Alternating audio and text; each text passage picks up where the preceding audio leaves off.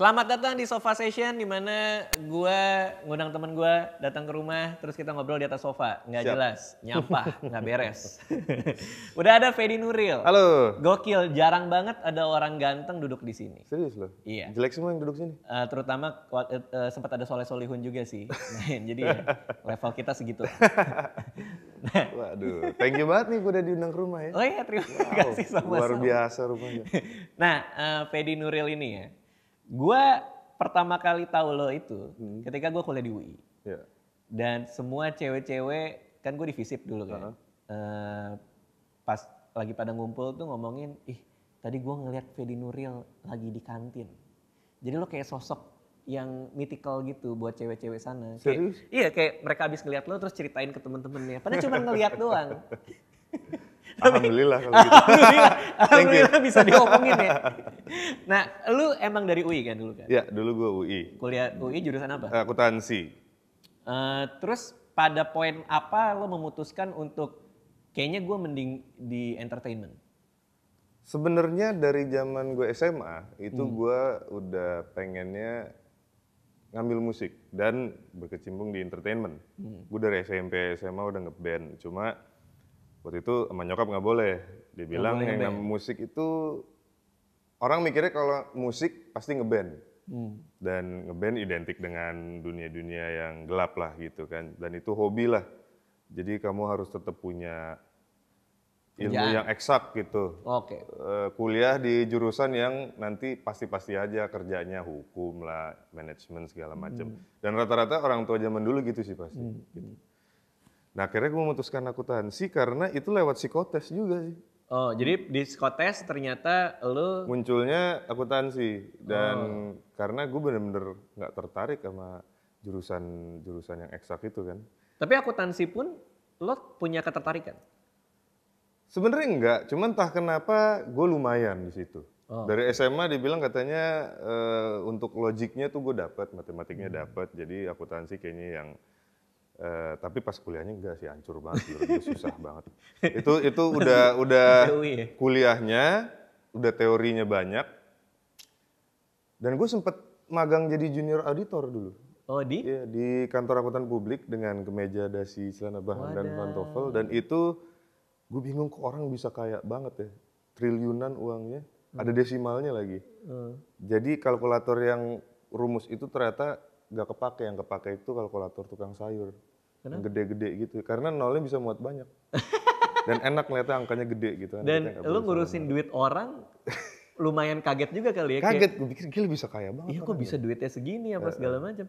Nah itu momennya mana tuh ketika lo udah kuliah, udah sempat magang juga, kok bisa tiba-tiba masuk, apa sih lo pertama kali model? Pertama atau kali film? model. Oh model. Jadi begitu di tengah-tengah kuliah ketemu kayak talent agency gitu nawarin gue jadi model. Itu gimana ketemunya? Lo yang datang atau? Nah, gue lagi di salah satu mall waktu itu lihat-lihat majalah. Tiba-tiba ada yang datang nanya, Mas model bukan? Bukan. Mau jadi model nggak? Dibayar nggak? Dibayar lah. Oh ya udah oke. Kok gue nggak pernah digituin ya? Gue mau selalu baca-baca majalah nggak pernah disamperin ya. Mungkin lo lagi duduk kali waktu itu. Kalau dia mau jawab nggak enak. Gue lagi berdiri waktu itu, dan mungkin lo lagi duduk. Nah terus gue pikir ya udahlah oke. Besok kita ada audisi untuk salah satu brand, mereka mau fashion show dan mau nyari model-model baru. Besok kita datang audisi ya gitu. Oke, gue datang. Di situ gue pertama kali ketemu Nicholas Saputra. Oh. Masih SMA. Oh SMA 8? Ya, gitu. Terus kenalan. Yang gue kaget adalah waktu kita datang buat GR, gue pikir itu ya semuanya model-model baru dong. Ternyata pas gue datang ada Karenina, ada Indah Kalalo, ada Amy Juliet, ada Aldebaran, semua model-model senior gitu. Nah itu lo belum pernah catwalk sama sekali? Belum pernah catwalk sama sekali. Gila, tuh udah ketemu mereka semua? Ketemu mereka, gue kaget, gue gugup. Saking gugupnya saat mereka ngumpul di satu pojok, gue duduk sendirian di pojok yang satu. Sok-sok mainin handphone dan saat itu belum ada SMS ke seluruh operator. Jadi? berarti gue garing banget kan tuh handphone gue tak-atik nggak jelas ngapain.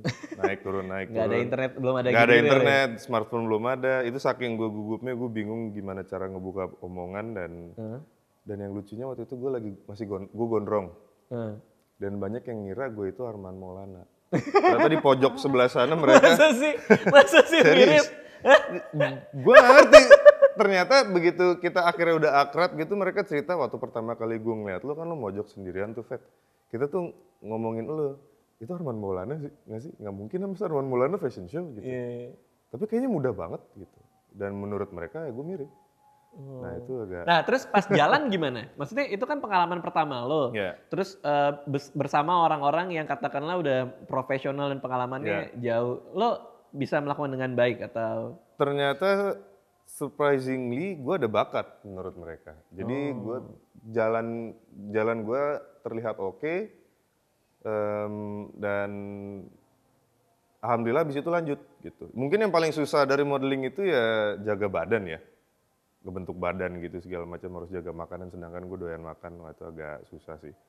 Nah baru dari situ film Indonesia mulai bangkit tuh dari Jelangkung, terus AADC.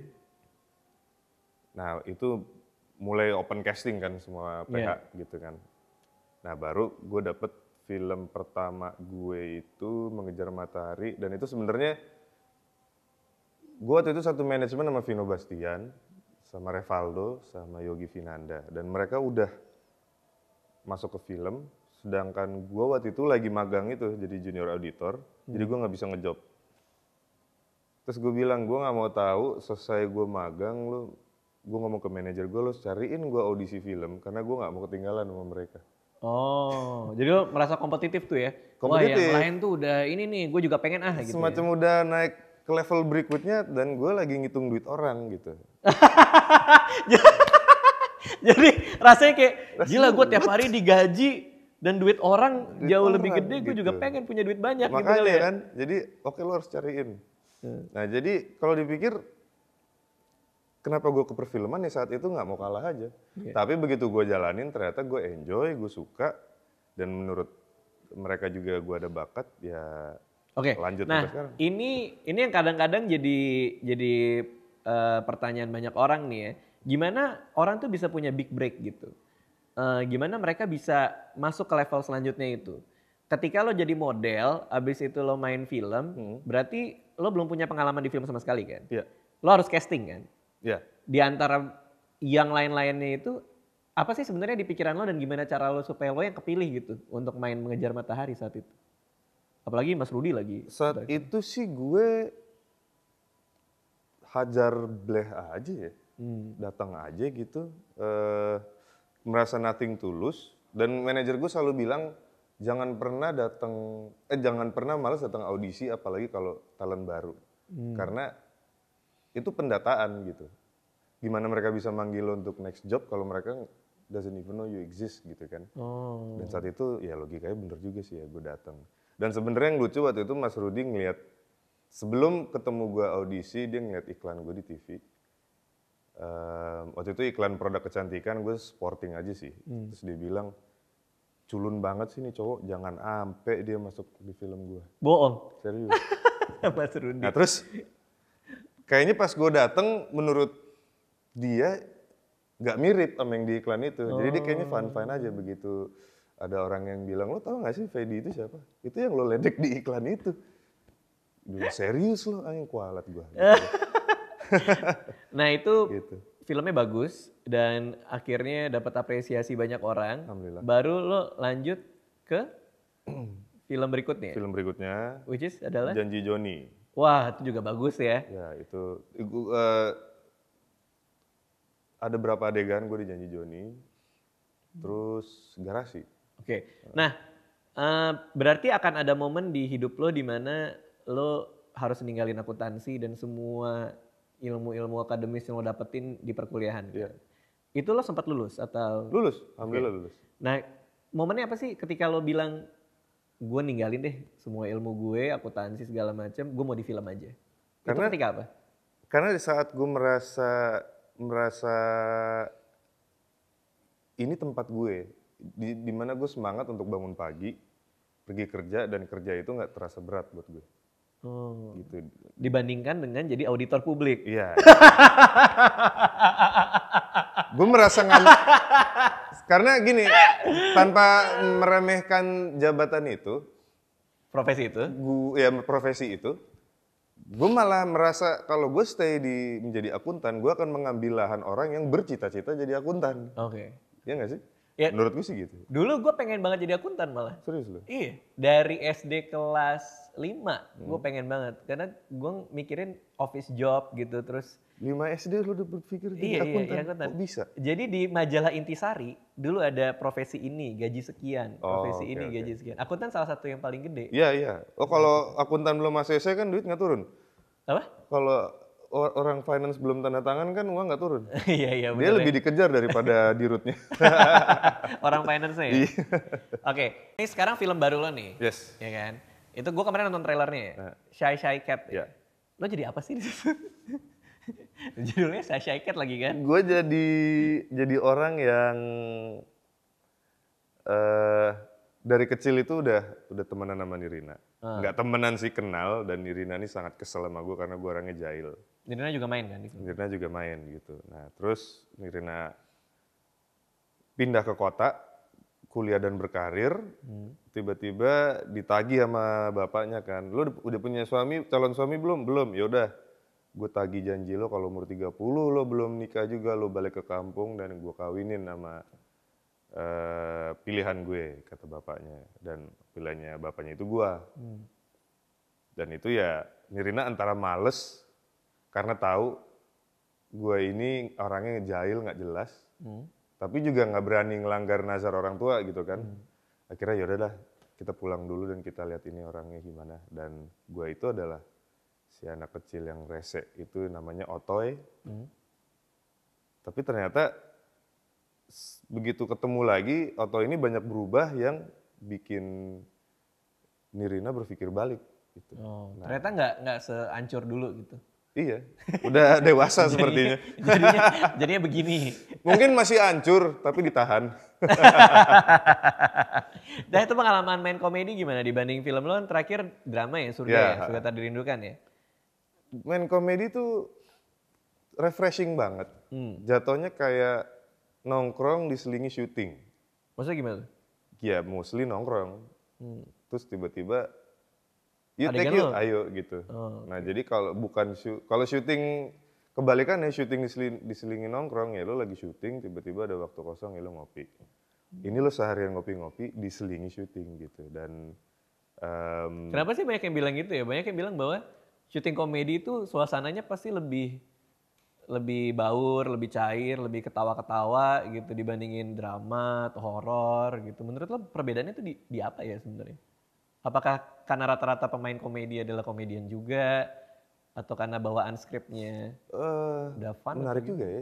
Mungkin bawaan skripnya fun dan aktor-aktornya juga fun. Mungkin kalau film komedi ada satu aktor nyebelin, mungkin nggak se-fun itu. Yang apa misalnya telatnya bisa berjam-jam, terus dialog salah mulu, mungkin jadi bete. Mungkin jadi bete juga kalau film komedinya kayak begitu. Tapi selama gue main film komedi ya kebetulan dapat produksi yang fun semua. Malah kadang kita merasa bisa agak lepas, kadang jadi over. Sampai sutradara bilang tahan. Jangan semuanya dibikin komedi, jadinya nggak ada punchline dong. Iya. Lucu semua, terus yang ditunggu apa gitu kan. Iya. Gitu. Tapi ya mungkin karena gue jarang main komedi kali. Jadi sekalinya main tuh kayaknya lepas gitu. Sedangkan kalau kita main drama, mau ada adegan emosional nih yang lo harus nangis.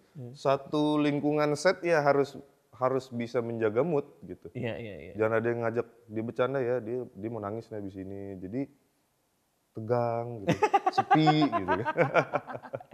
Oke. Nah film ini akan tayang tanggal 3 November 2016. Tanggal 3 November 2016. Yes. Jadi semuanya harus nonton karena Fedi di sana bermain sebagai Otoy. Yes. Dan kita lihat Fedi Nuril di komedi yang baru ini bakal kayak gimana? Ada satu sih yang kita khawatirin selama syuting kemarin. Apa tuh? Mungkin saking lepasnya, saking konyolnya dan diizinkan oleh sutradara, ini bisa naikin karir kita ke level berikutnya atau malah sehancur-hancurnya. Kok malah jadi, kenapa? Mungkin Kenapa baru mau kelar diakhiri dengan sebuah statement yang agak serem ya? karena it's fun sampai apa ya, kadang misalnya kayak lu biasa ngelihat orangnya yang jaim gitu, cool gitu kan. Terus ketawanya yang tahan nutup mulut. Tiba-tiba lu ngelihat dia yang ngakak sampai guling-guling. Ini orang kenapa nih? Dia pasti habis denger yang lucu banget. Ya Sasha Kate ya begitu. Oke. Kita aktor-aktornya pun merasa sesuatu lucu yang seperti itu saking jadinya kayak lepas banget gitu. Dan sutradara nggak apa-apa, jadi ya kita lihat aja pertaruhan. Ya. Tapi feeling gue sih pasti bagus. Ya pasti bagus lah, gue yang main. Ada film gue jelek. Ya udah, thank you ya. Thank you banget. Makasih ya. Sip. Dadah. Dadah.